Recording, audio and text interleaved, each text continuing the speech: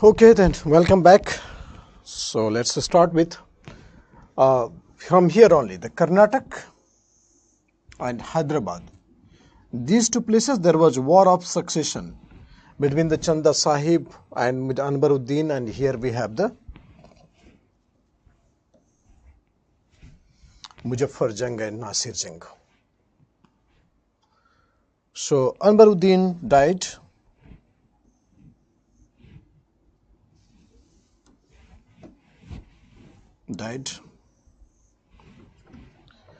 But his son Muhammad Ali fled away to Trichy.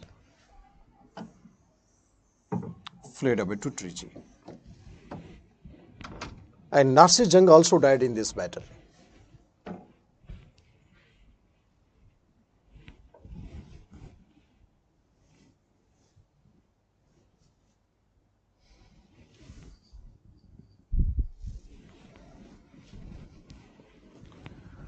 So Dupleix once again got victory at both the places.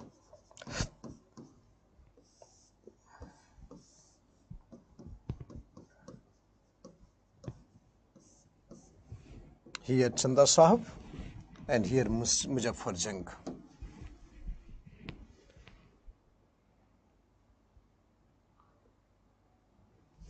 Dupleix placed French soldier in the capital of Hyderabad.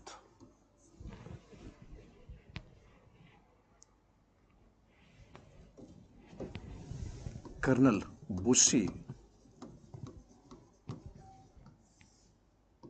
the French soldier under Colonel Bussy was placed.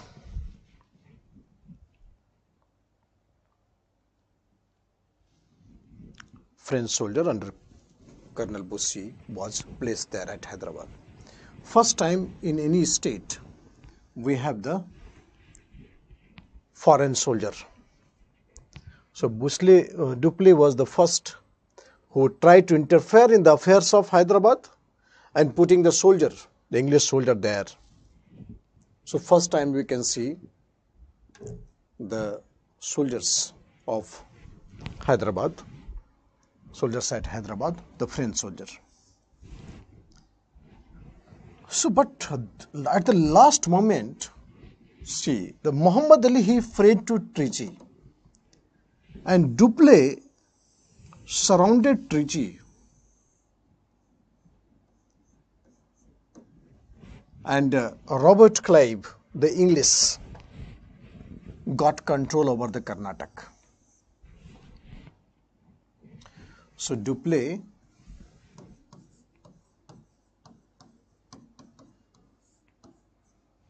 went to Trichy.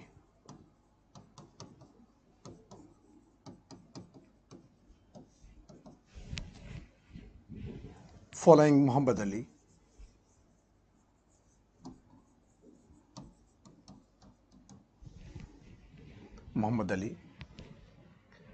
And Robert Clive, the English commander,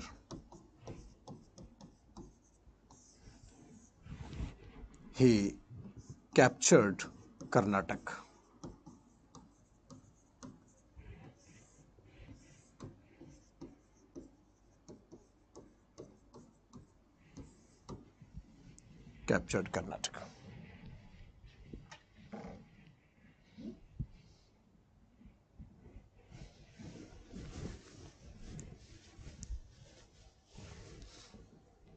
And Dupleix failed in Trichy.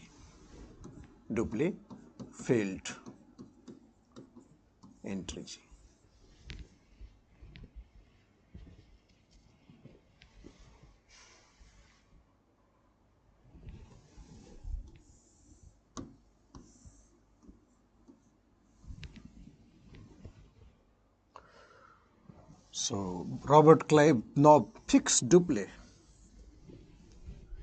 Robert Clive captured Karnataka and then Treaty of Pondicherry was signed.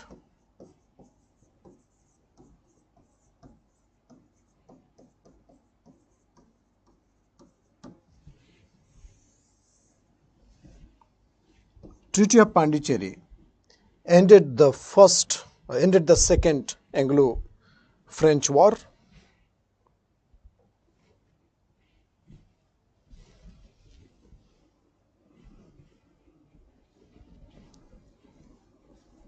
So this ended the Second Anglo-French War.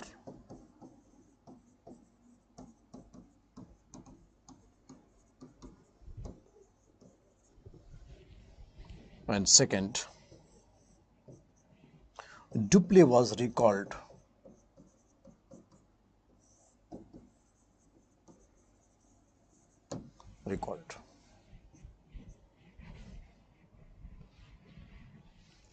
Dupleix was recalled.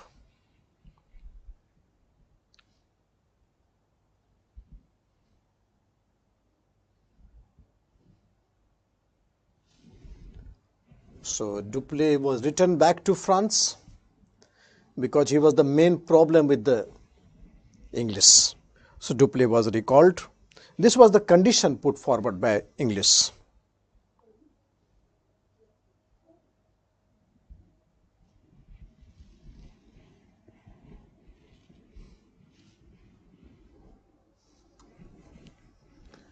Third Anglo-French War.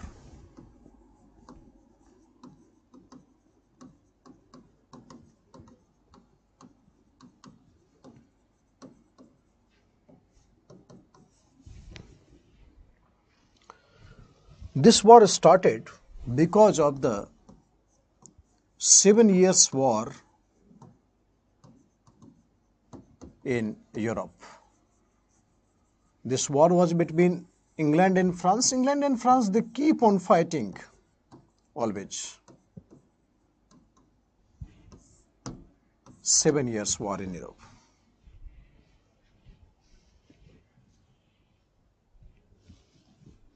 They keep on fighting always.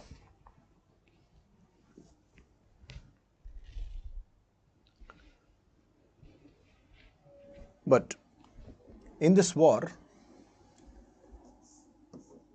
French commander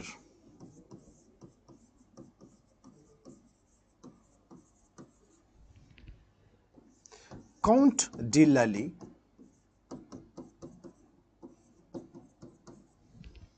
French commander Count de Lally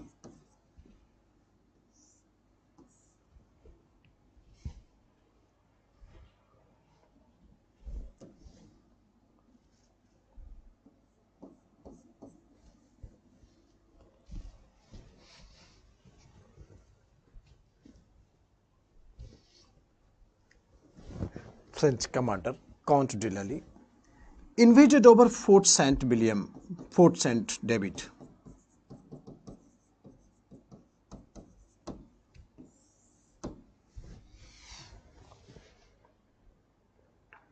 But English commander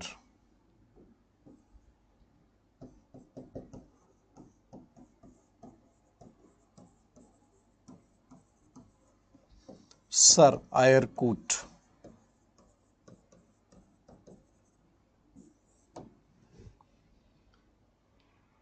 defeated Lally.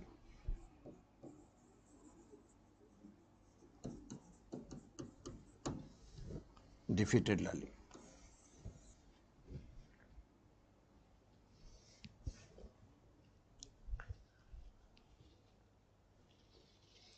Defeated Lally.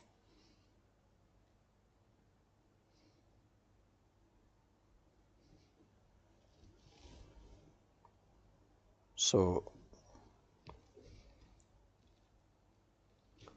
this was a battle of Bondywas.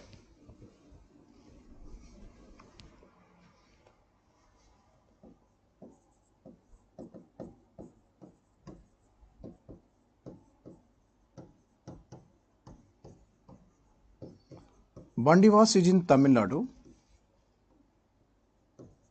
Battle of Bondywas. Bondywas is in Tamil Nadu.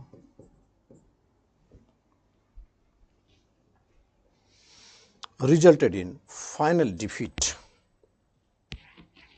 resulted in final defeat of French in India. After this battle, Treaty of Paris was signed.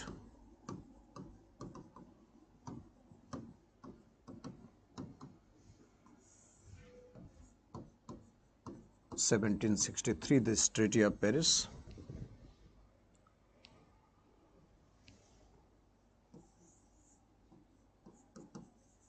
French settlement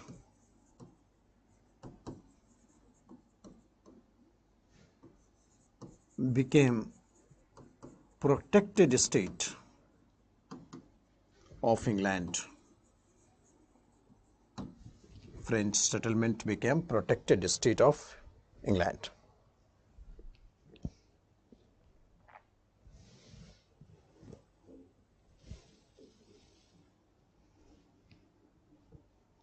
Protected state of England.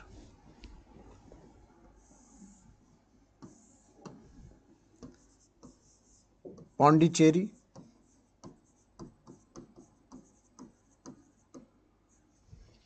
and some other territories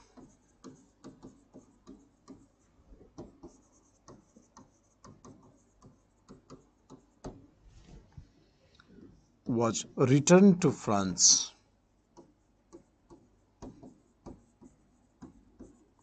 Returned to France. But no fortification of these areas.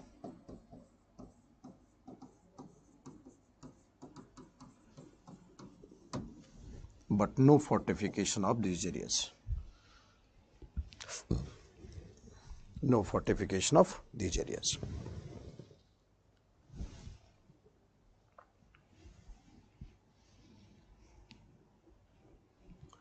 So Pondicherry, Yanam, Karikal, these are the areas where this is the main center of the France, but now all the settlements of the France became the protected subject of the state of English.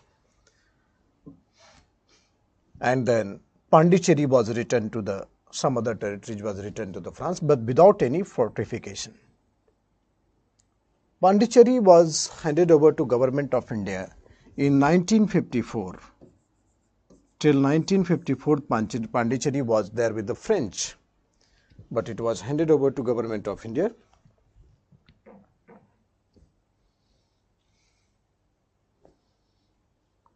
in 1954.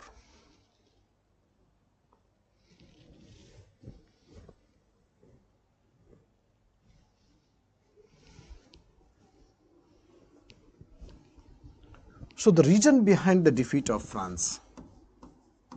What are the reason behind defeat of France?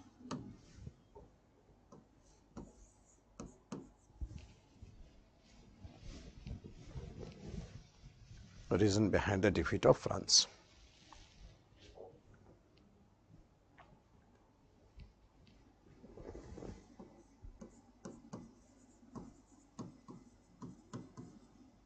French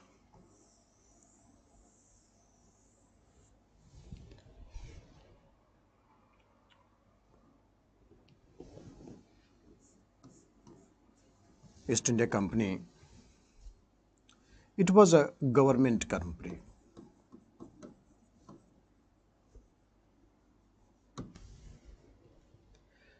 Directors were appointed by Crown.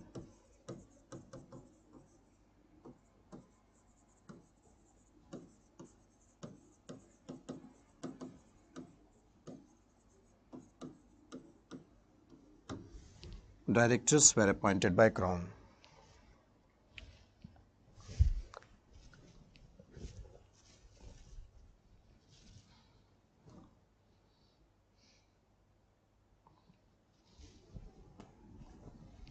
French government was a East India Company, government company. It was directors were appointed by Crown. So therefore, there was a lack of decision making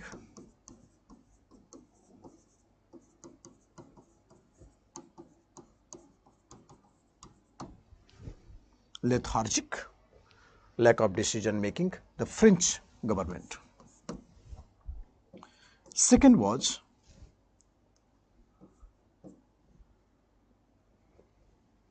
obviously English compare. The English was a private organization, so private entrepreneurship is always better, always high class.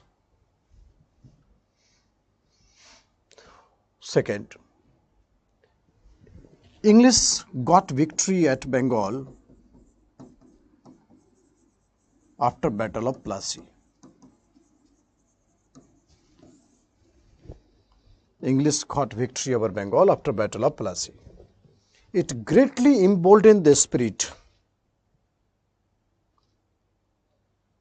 It greatly emboldened the spirit of the English.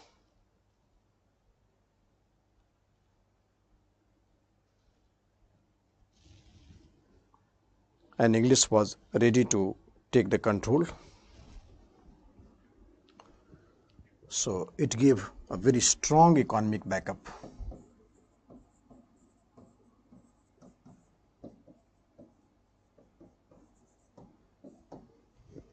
Strong economic backup.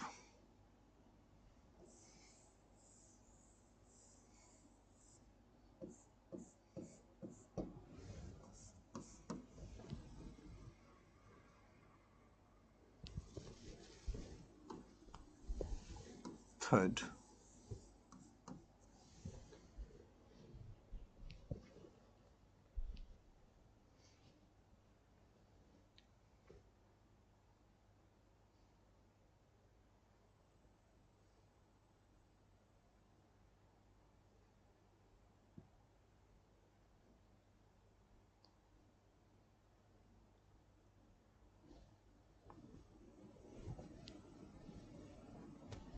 English had superior navy.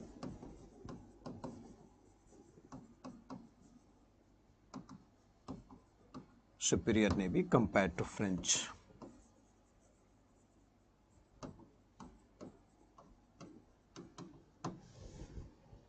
English had superior navy compared to French.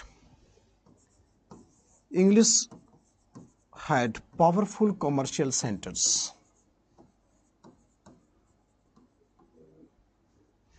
Powerful commercial centers.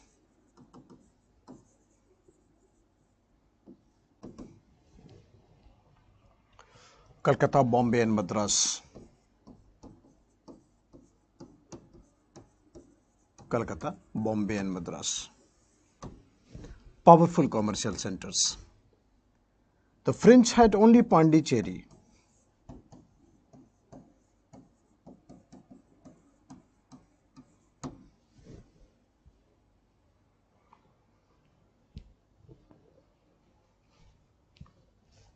French had only Pondicherry.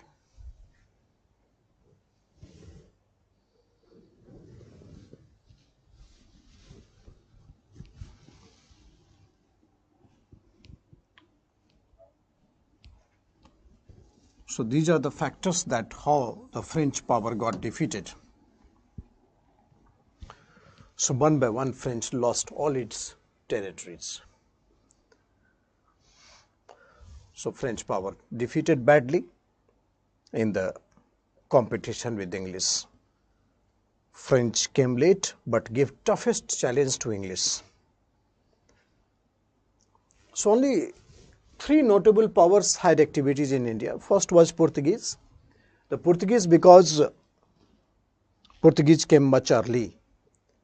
English, because of its own different political culture, the working culture.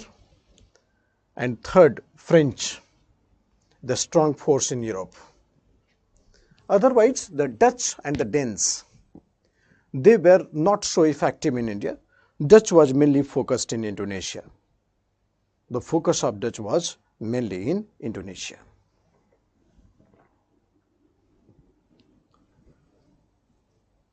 So this is how the English got so much of the superlative character. Parallel, English was moving around many fronts. So this was a superlative character of the English. It was a parallel going on.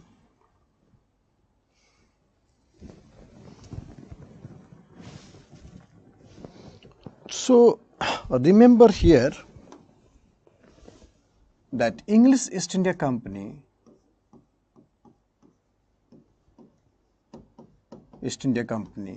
and the French East India Company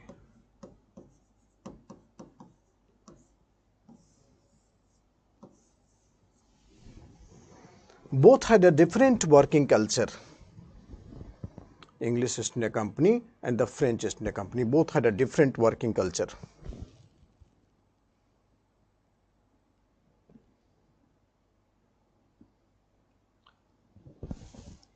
But English had a very sound base, already captured Bengal, so Bengal provided a very substantial amount to the company. So the question that I gave you, that in the second half of 18th century, it's only 150 words. So obviously you have to be very careful, and therefore no need to waste the word in introduction and conclusion pulling so long. So you will start like this, that after Battle of Plassey, the trading organization East India Company transformed into political power, and it was beginning of colonialism. So Plassey plundered terms. So what are the consequences of the Battle of Plassey? We'll write. Subsequently, the Battle of Buxar provided a great opportunity for company. And then grant of Diwani. So Diwani was done.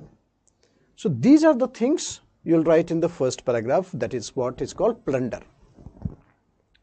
Then you'll change the paragraph. And you'll say that English was fighting at many fronts. With French, with, right now you have seen the Battle of Plassey greatly boosted the morale. So the French, then right now we'll see the Maratha, Mysore.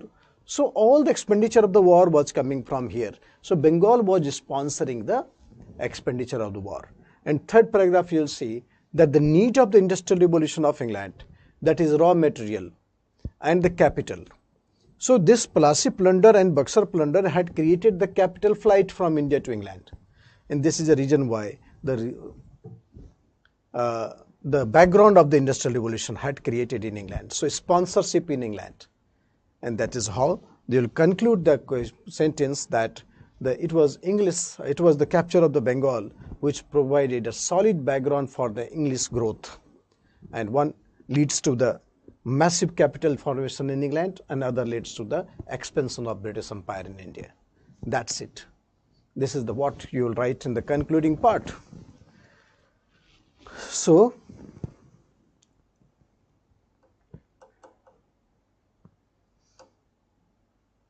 in 150 word limit, don't cross the 20 words even for the introduction and the conclusion. That will be a mistake, because you have to write more in the main body and then what I have discussed there.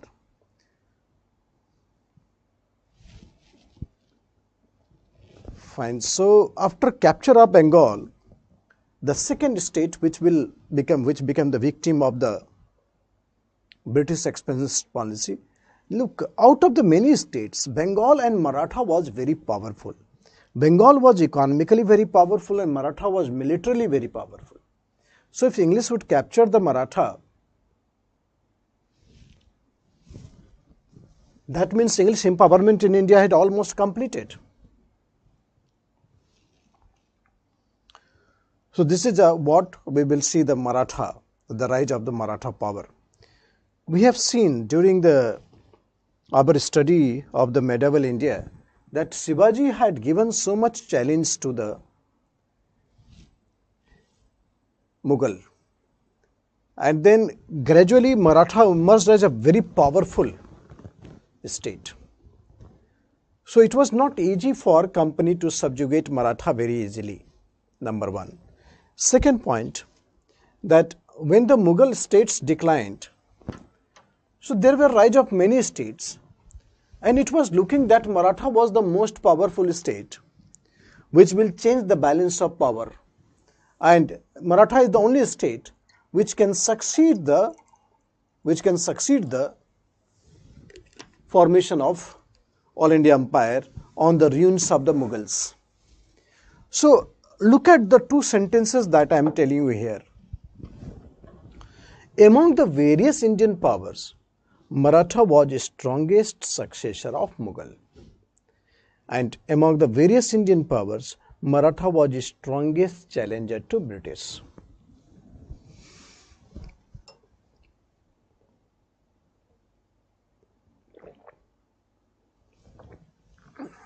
So Maratha was the strongest challenger to British, and Maratha was the strongest successor to Mughal. This is exactly what is the power of the Maratha is demonstrated. Among the various Indian powers, Maratha was the strongest successor of Mughal and the strongest challenger to British. So you can give the heading Anglo-Maratha relations.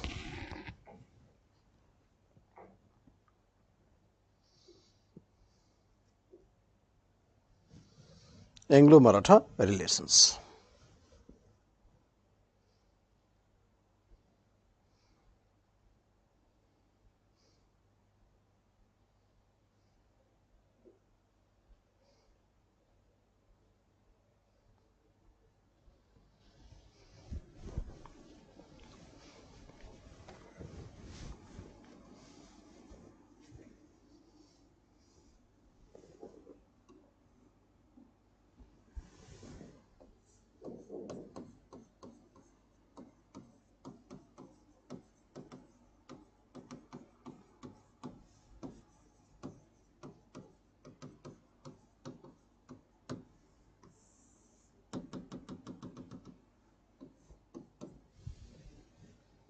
Anglo-Maratha relations.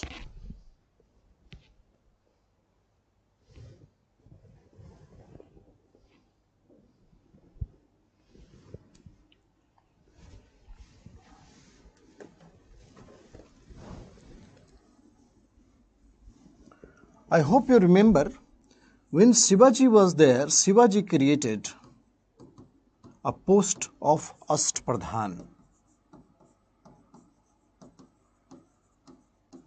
Ashtpradhan. That is 8 ministers in the council.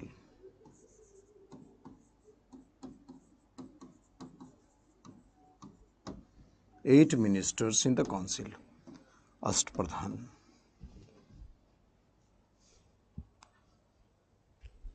Shivaji had created Ashtpradhan, that is 8 ministers in the council. And this is Peshwa.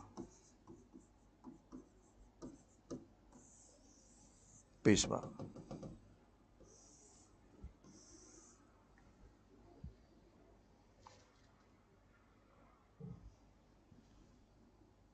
Peshwa means Prime Minister.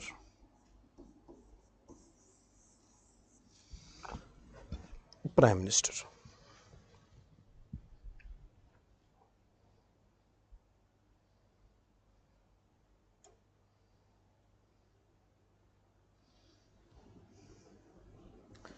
Peshwa is Prime Minister.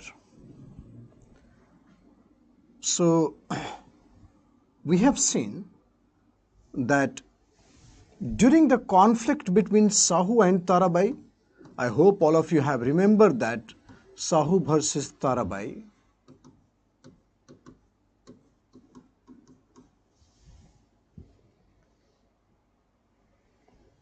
In Battle of Khed,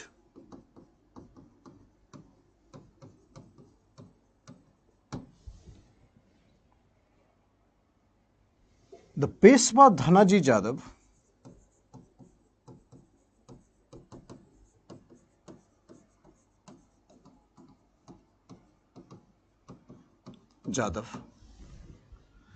and a revenue officer, Balaji Vishwanath,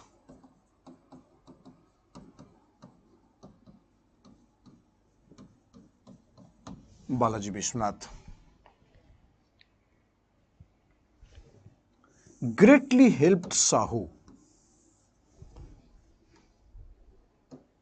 Greatly helped Shahu. And Shahu defeated Tarabai. Shahu defeated Tarabai.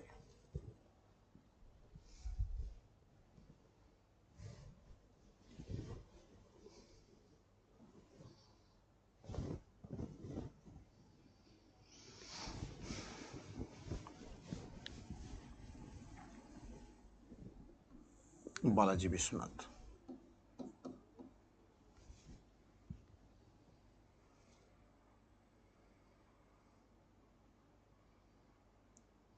So Sahu defeated Tarabai. So Sahu made Balaji Vishwanath Sena Karte.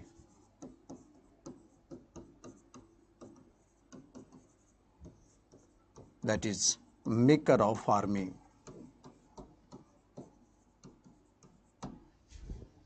Sena Karte. That is maker of army.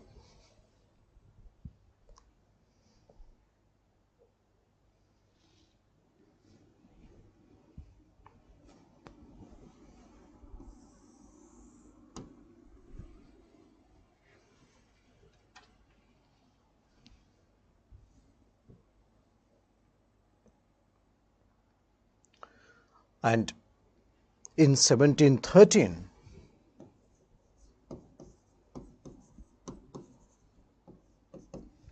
Balaji Vishwanath became Peshwa.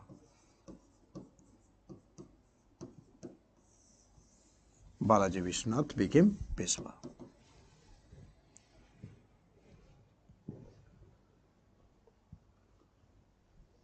So this was a new beginning.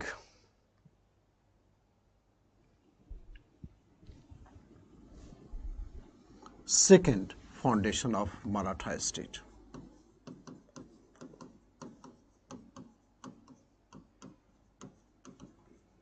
Balaji Vishwanath.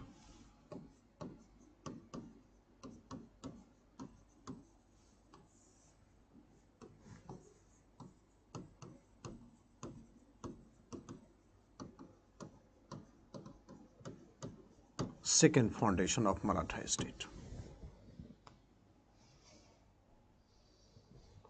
Balaji Vishwanath, second foundation of Maratha state.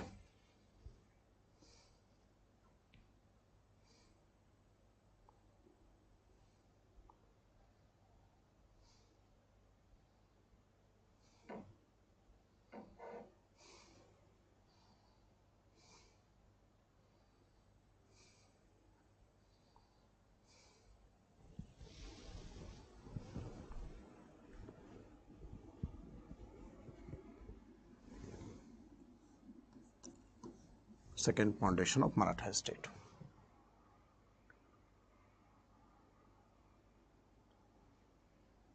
So remember the power of the Maratha.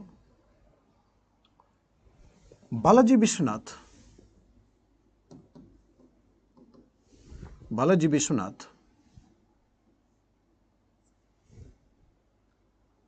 concluded treaty with Sayyid brother.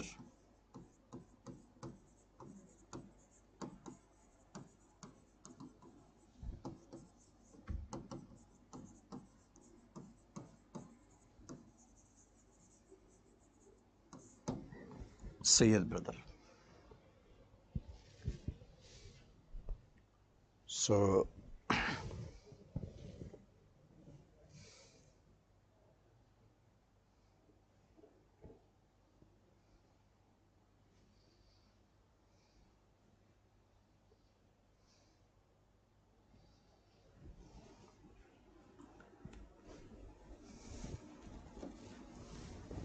I hope you remember the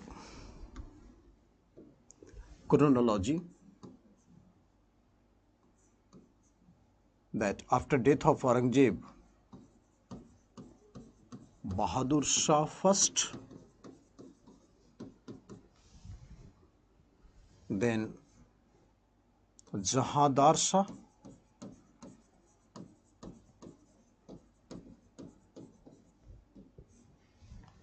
then Farrukhsiyar.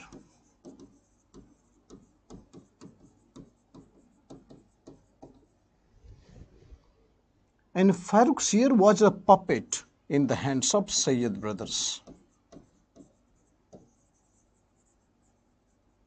Sayyid brothers, he was Hindustani Muslim.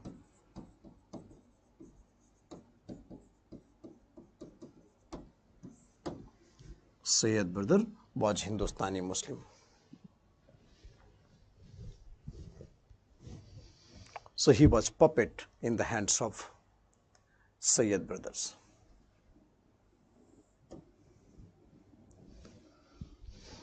So 1719 Treaty of Delhi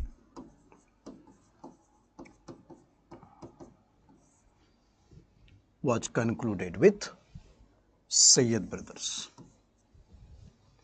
means the Farrukhshire. Treaty of Delhi was concluded with Farrukhshire.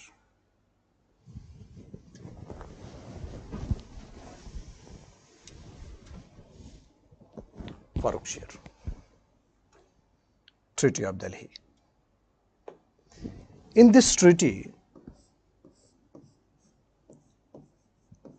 Maratha got right to collect chauth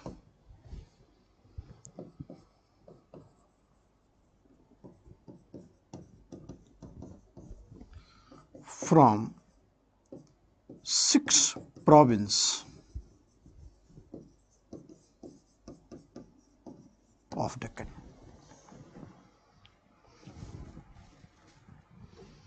6 provinces of Deccan.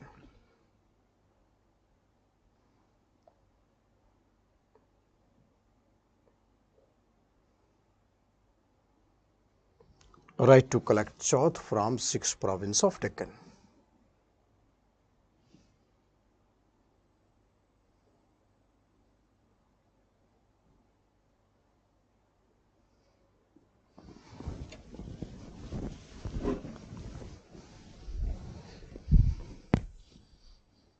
Six provinces of Deccan.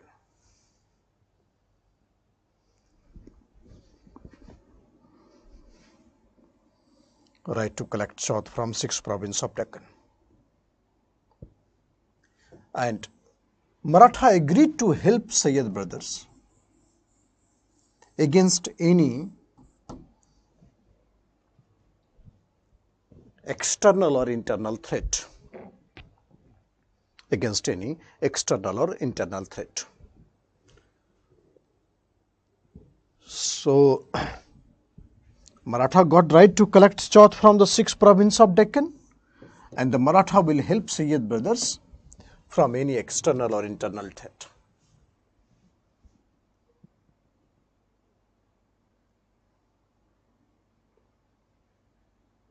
Okay, fine. So therefore,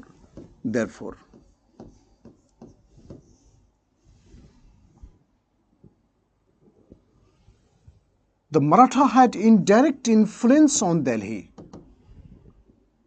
Maratha had indirect influence on Delhi. This is called Magna Carta of the Mughal-Maratha relations. Magna Carta of Mughal-Maratha relations.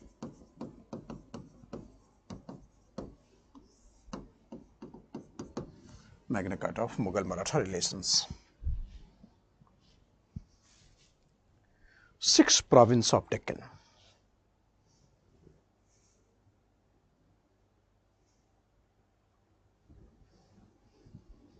Magna Carta of Mughal-Maratha relations.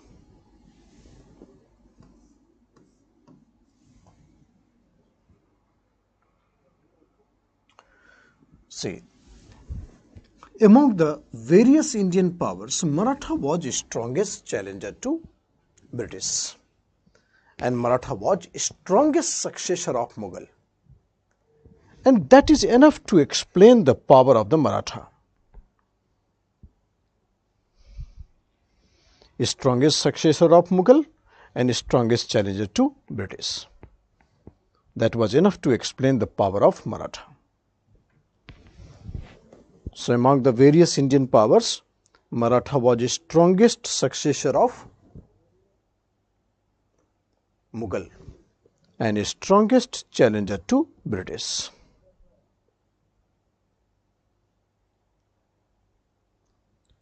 Strongest successor of Mughal and strongest challenger to British.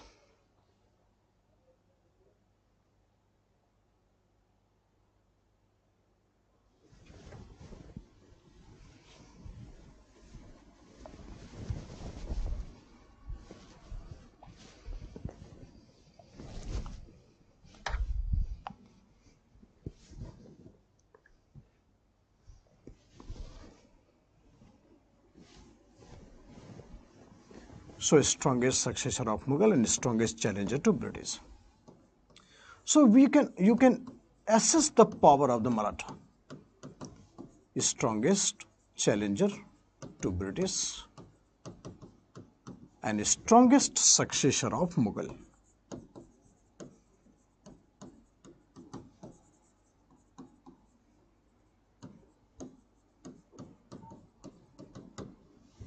So you can assess the power of the Maratha.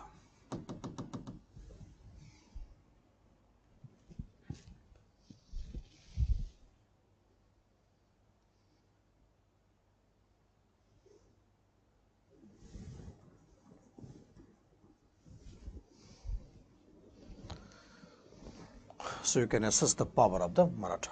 Strongest challenger to British and strongest successor to Mughal.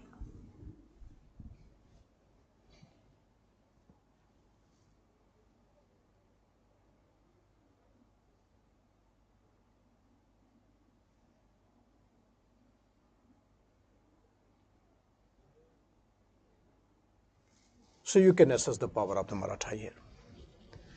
So after Balaji Vishwanath, Bajirao. Bajirao first he became the Peshwa. Bajirao, a boy of 17 and 18 years of age, all the Maratha Peshwas coming in a very tender age, only 17 and 18 years of age. So Bajirao, he was the Peshwa, 1720 Bajirao first.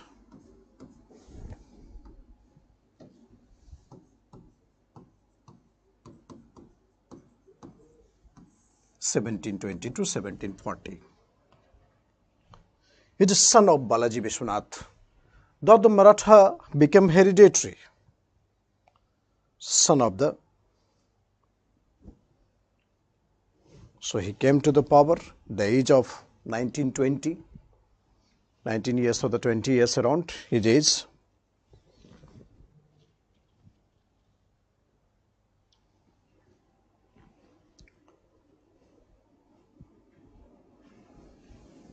During his time, the Maratha power had reached to its zenith.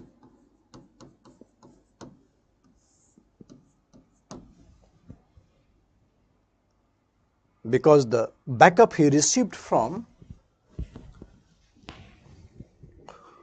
Balaji Vishwanath, so Maratha power had reached to its zenith. He was imperial Peshwa. Bajirao first, imperial Peshwa.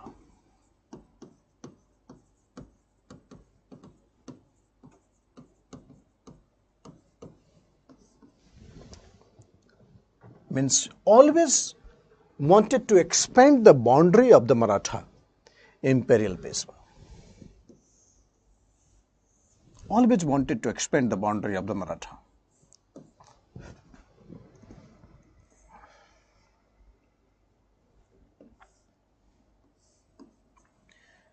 He was greatest exponent of guerrilla warfare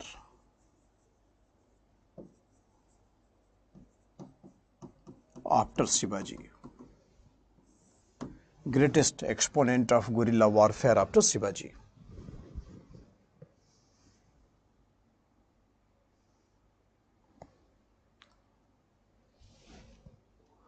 Means hide and seek, mountain and forest areas, guerrilla war. So largest, greatest exponent of guerrilla warfare after Shivaji.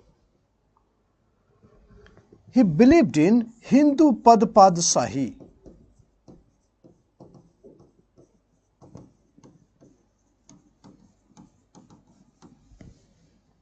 Hindu Padsahi. That is Hindu imperialism. He believed in Hindu Padsahi.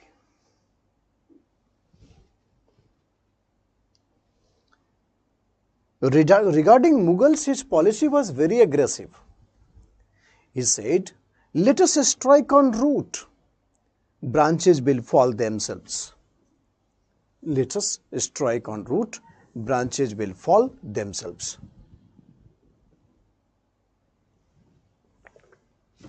Let us strike on root, branches will fall themselves.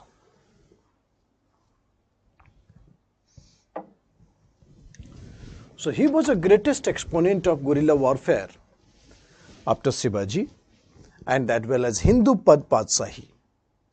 So let us strike on root and branches will fall themselves. So he was very keen to hit the root of the Mughal. He said that Maratha Empire should be there from Krishna to Attock. Maratha Empire should be there from Krishna to Attock, or Cuttack to Attock.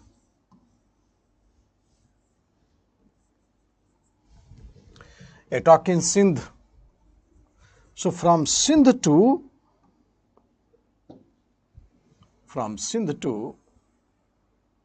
Cuttack. This is the All India Maratha Empire. Means therefore Multan, Kashmir, this is the Maratha. This is the All India Maratha power.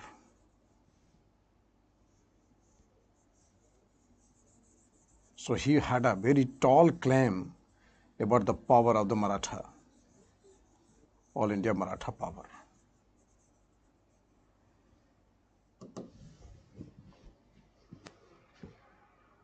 And as per the influence right now, during the time of Bajirao first, you can see that influence was very powerful influence.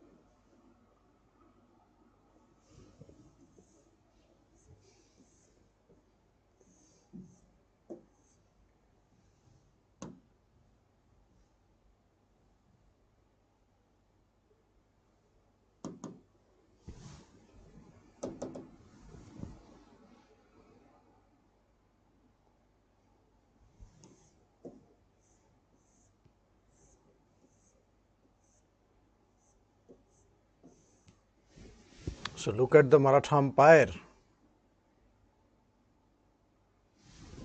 in 1759. This is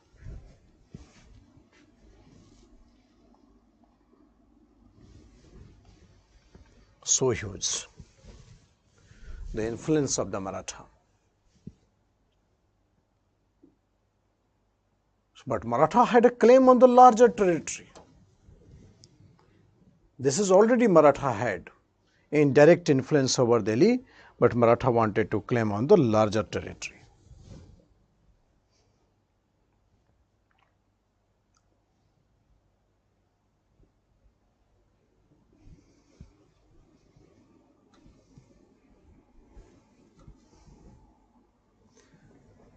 So Maratha power had a claim over this. This is the real map of the Maratha, which is aspired by Bajirao first. So he said, let us strike on root, let us strike on root, branches will fall themselves. So he said that Maratha flag should be from Cuttack to Attock. Attock is in Multan and Cuttack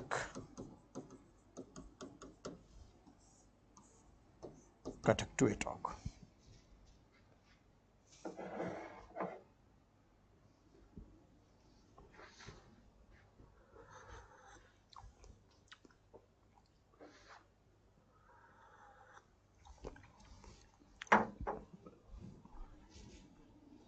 Balaji Bajirao.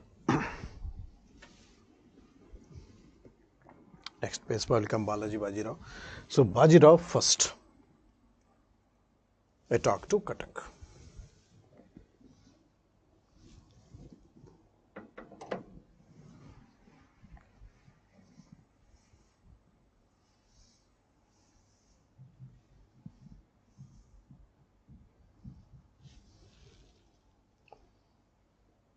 So he was the greatest exponent of Hindu Padshaahi, but he was very close to a Muslim woman, Mastani.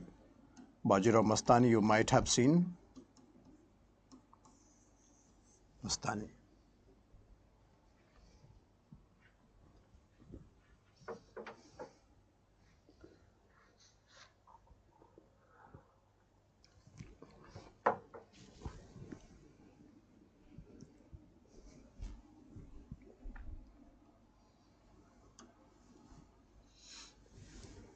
Bajirao Mastani.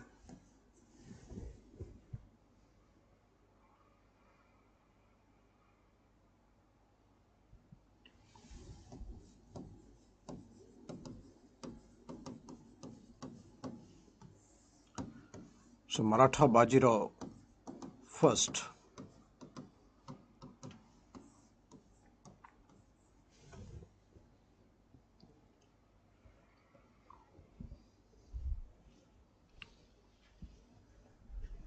Captured Salsette and Bassein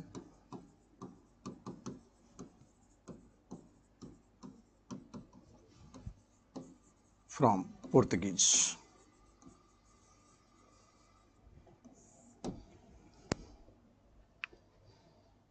These two ports was actually under the control of Portuguese, which was captured by Bajirao first.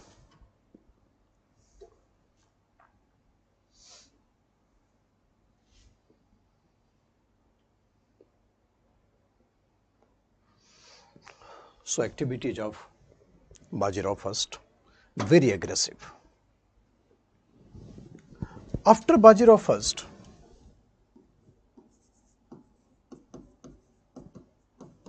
Balaji Bajirao.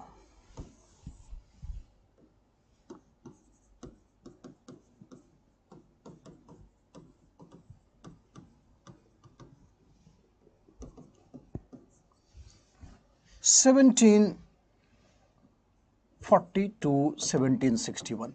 He was son of Bajirao first, and he attained the throne only in the 18 years. 18 years of age.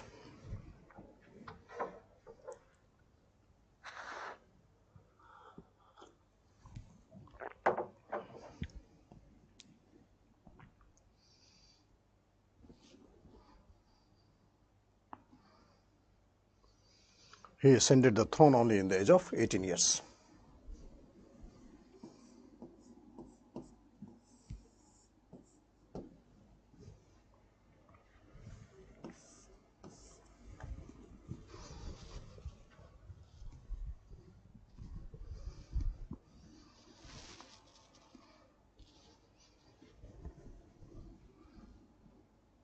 Only in the age of 18 years.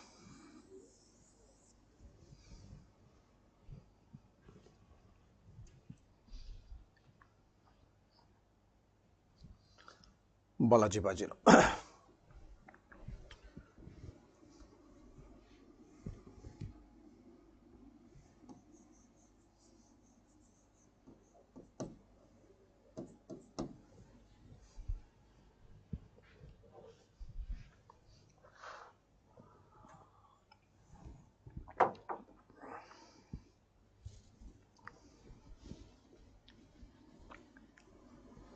Balaji Bajirao. So during the time of Balaji Bajirao,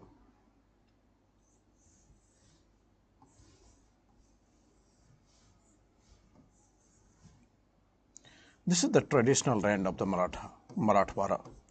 So he was in Pune.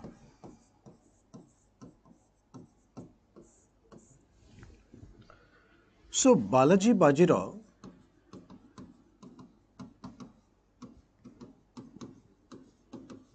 he concluded treaty with Mughal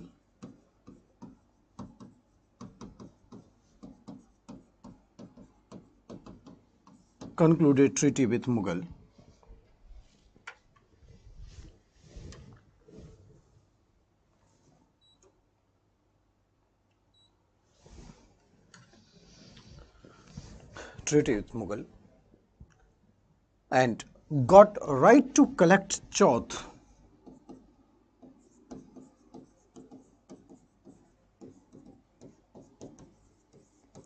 from entire northwest.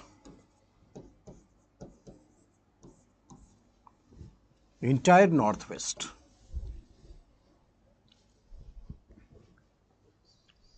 And in lieu of the protection, of Mughal.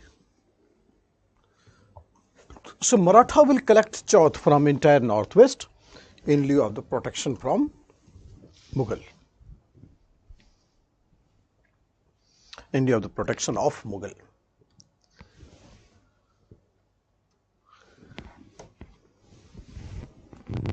So Chauth from entire northwest. Balaji Bajirao.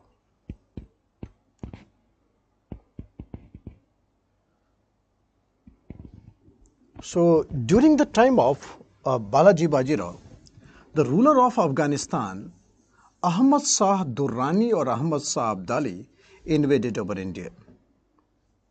1761, Ahmad Shah Abdali invaded over India.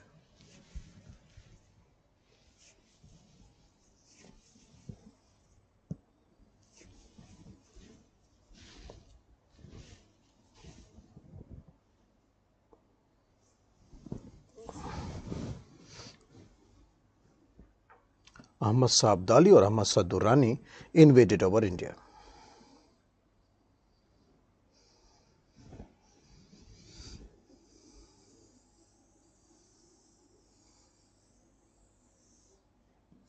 (1761).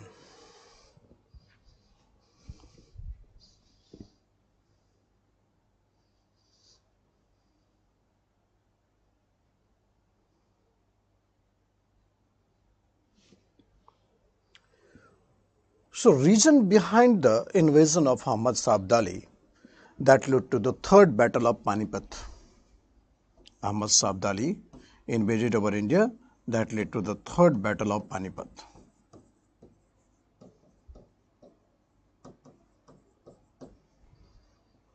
Third battle of Panipat.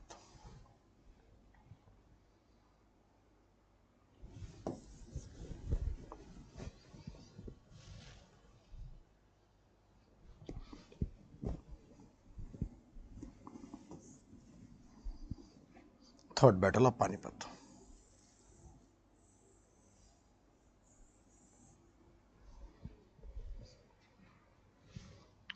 The reason behind the invasion of Ahmad Abdali. One by one, you trace the region behind the invasion of Ahmad Shah Abdali. The first region that we can trace here, that the treaty of Mughal with Balaji Bajirao.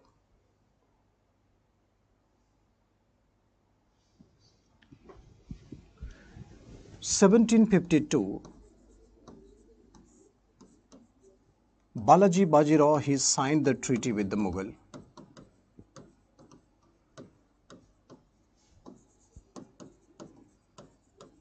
Signed the treaty with Mughal.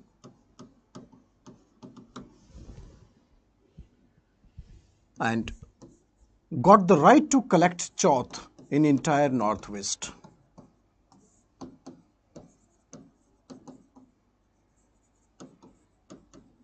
Entire northwest.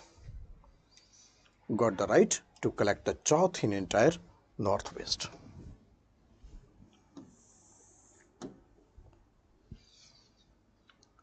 So it had brought Maratha in direct conflict with Abdali.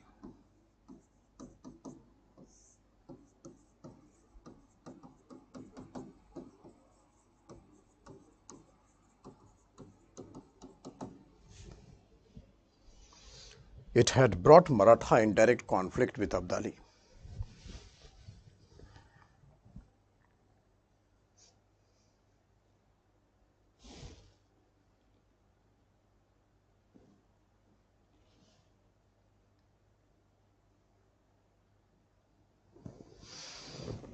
Direct conflict with Abdali.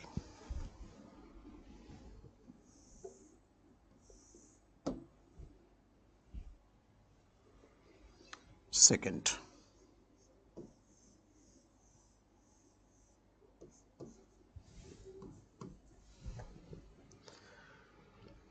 Abdali claimed territory till Punjab.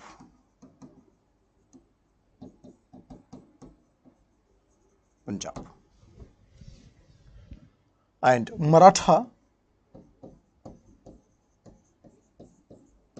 till Multan.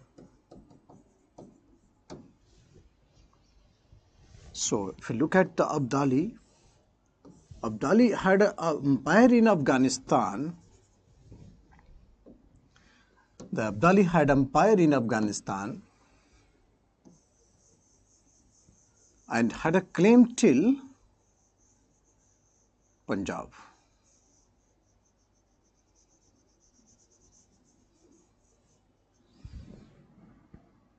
And Maratha had empire everywhere,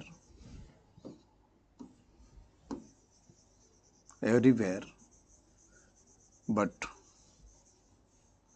had a claim till Multan. So this is the area which is actually a dispute between Maratha and Abdali. Dispute between Maratha and Abdali.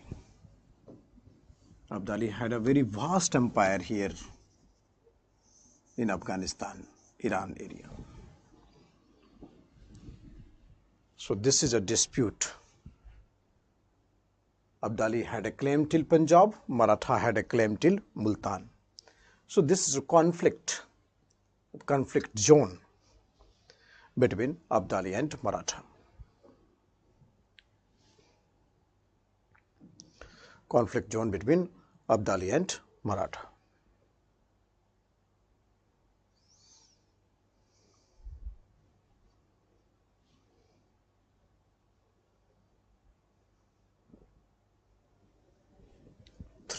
Third.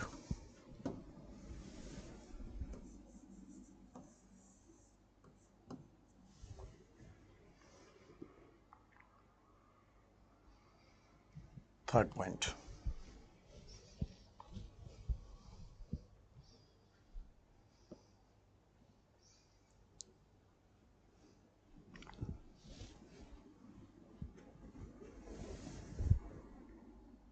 One of the governor of Punjab, one of governor of Abdali in Punjab was replaced by Maratha.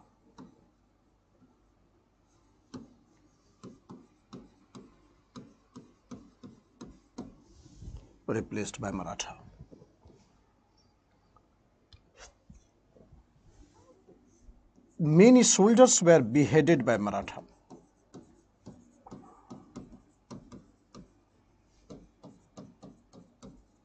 Killed. Many soldiers were killed.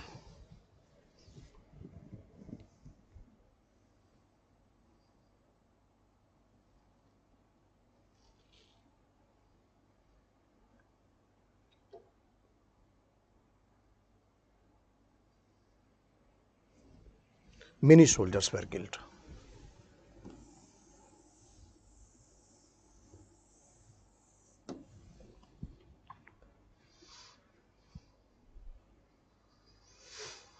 So one of the governor of Abdali of Punjab was replaced by Maratha and many soldiers were killed.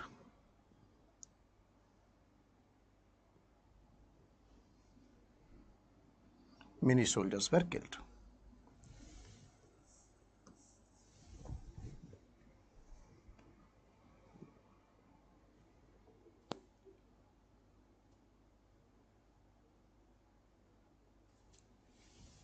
So this is a reason why, in a fit of anger, Abdali invaded.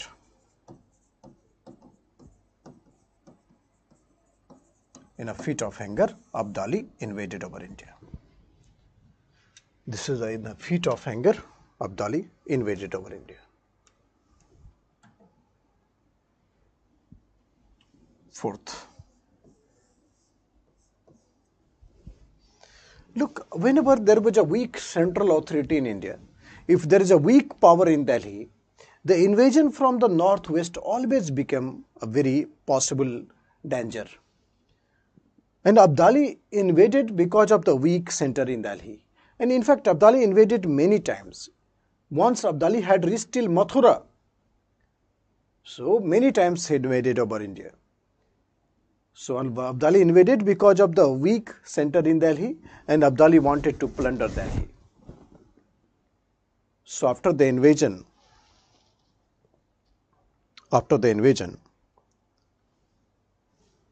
the Maratha decided to take an Abdali because it will prove Maratha that Maratha is the real savior of India. And then Maratha can easily claim of the throne over Delhi, and it will establish the superiority of the Maratha among other regional states. So Maratha will come out from the psychology of the regional power. So this is the reason, what the fourth reason, that why there was a third battle of Panipat. So fourth reason is Abdali invaded over India because of weak central authority. Weak central authority in India.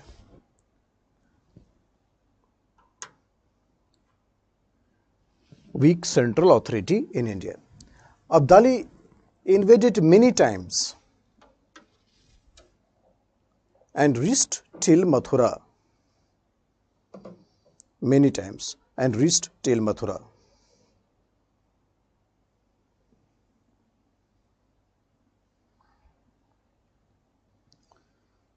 So Abdali invaded.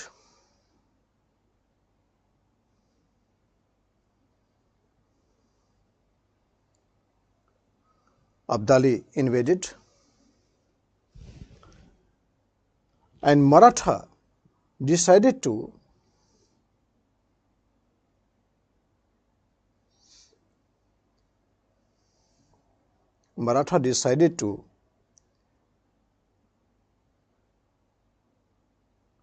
take on Abdali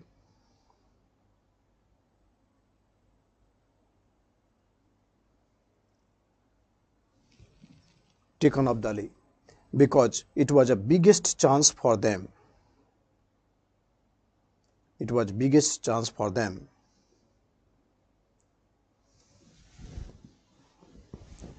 to prove that they are real savior of India. To prove that they are real savior of India.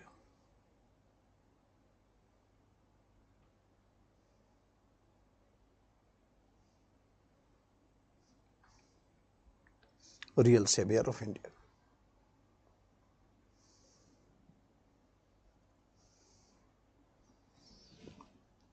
So this is the reason why Abdali Maratha take on, and then third battle of Panipat.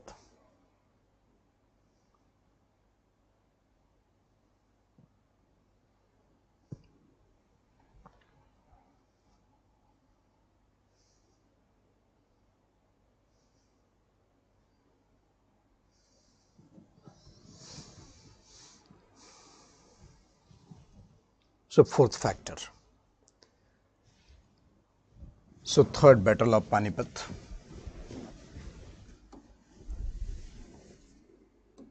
Look, the Balaji Bajirao, he was a very confident Peshwa. Very confident Peshwa. He did not vent himself. Balaji Bajirao constituted a Maratha troops under the leader of Bishwas Rao.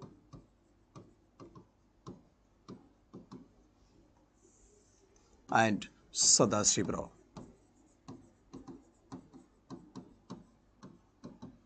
Bishwas Rao and Sadashiv Rao, these two, Bishwas Rao was son of Balaji Bajirao, Sadashiv Rao was cousin. So both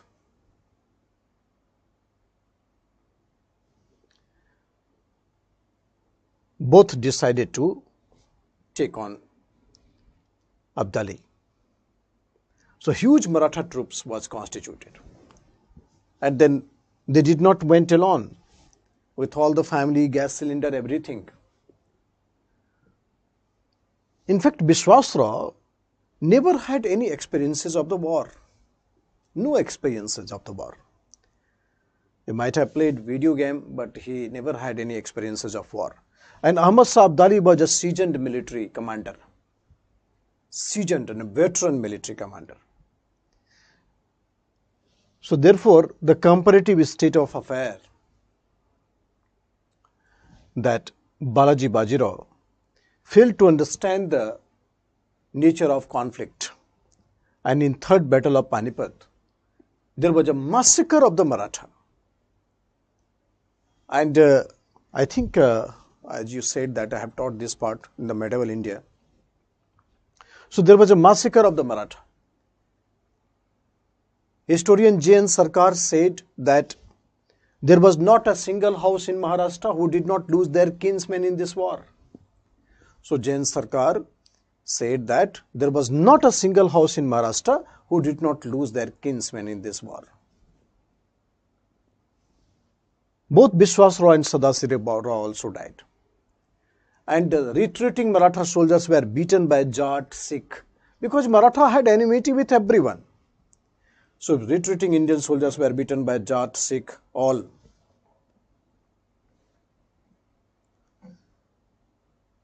So when Balaji Bajirao, he heard the news of the reverse of the Maratha, then he also died.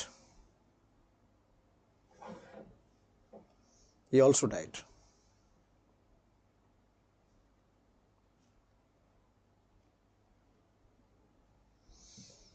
So when Balaji Bajirao heard the news of the defeat of Maratha, he also died.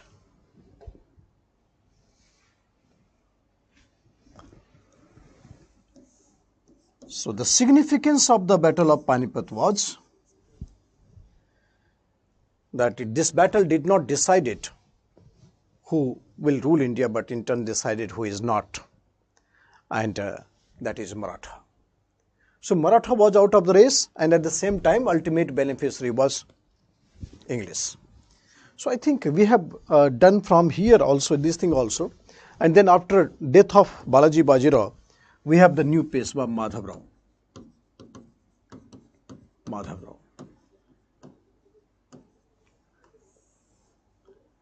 New Peshwa Madhavrao.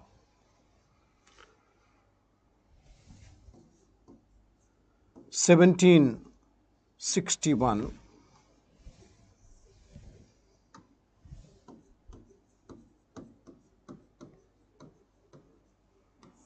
1772.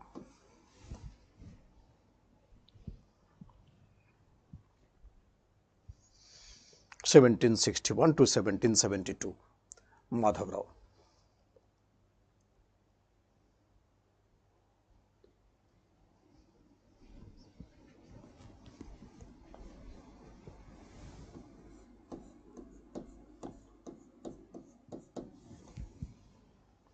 (1761 to 1772).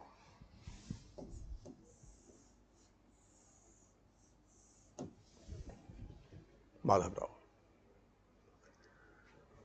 Madhavrao rearranged the Maratha Confederacy.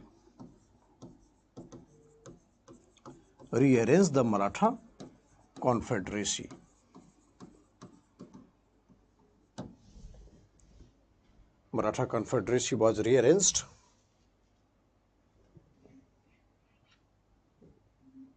and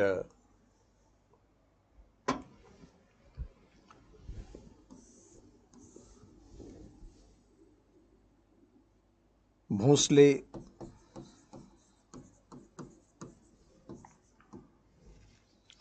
Scindia,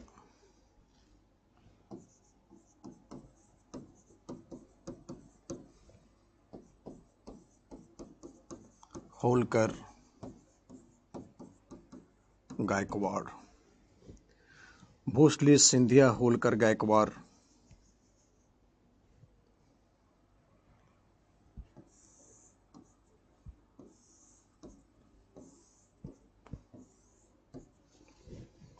Bhosle was from Nagpur.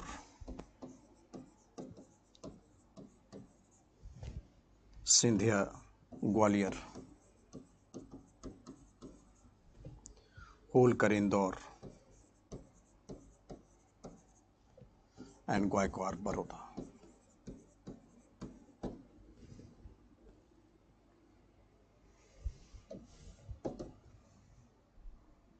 So Bhosle, Sindhia, Holkar, Gaikwad. Maratha Confederacy.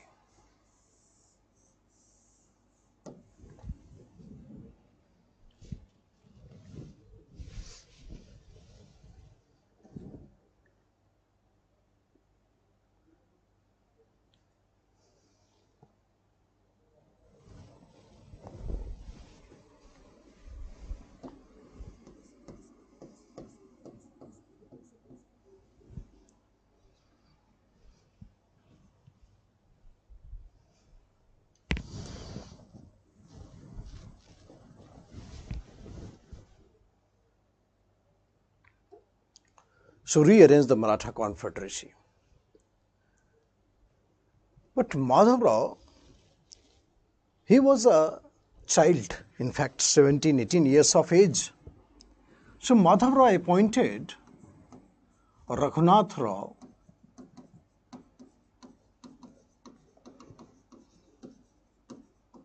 as his regent. Raghunath Rao was actually guardian of Madhavrao. So as his regent, Raghunath Rao was appointed Madhavrao.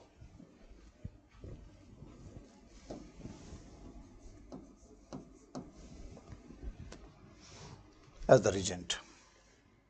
But 1772, premature death of Madhavrao, premature death of Madhavrao plunged Maratha in greater crisis. Premature death of Madhavrao plunged Maratha in greater crisis.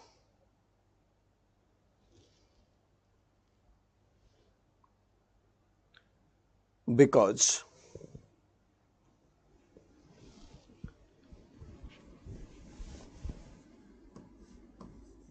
two persons, Raghunath Rao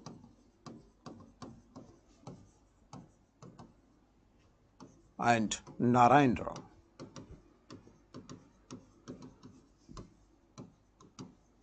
started fighting for the post of Peshwaship.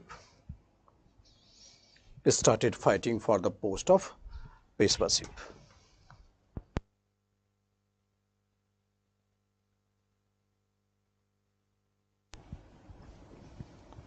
Started fighting for the post of Peshwaship.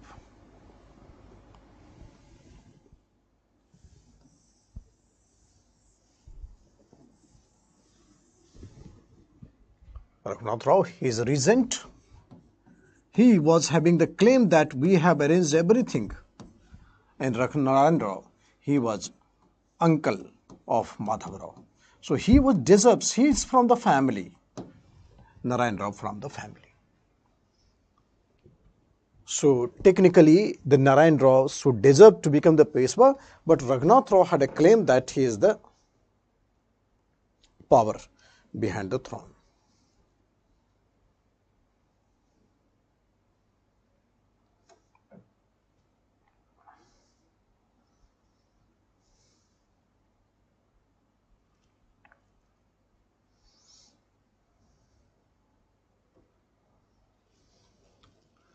So Raghunath Rao and Narayan Rao. But Raghunath Rao contacted English, and English was very jubilant after the contact. So Raghunath Rao contacted English.